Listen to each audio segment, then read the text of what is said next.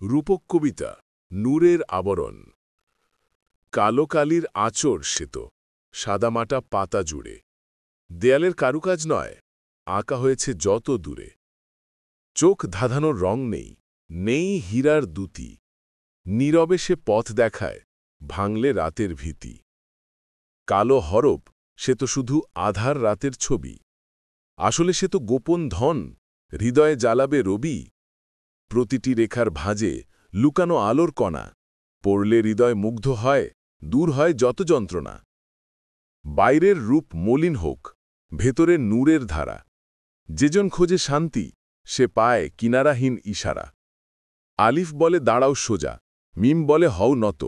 এই কালোই তো চিরন্তন, দেখায় সত্যের পথ। হেদায়েতের আলো ঝলমলে, আবৃত কালো জালে। আধার ভেদ করে সে আসে, মন মসজিদের দেয়ালে। ধুলিমাখা কিতাব সে তো, তবুও মহামূল্যবান।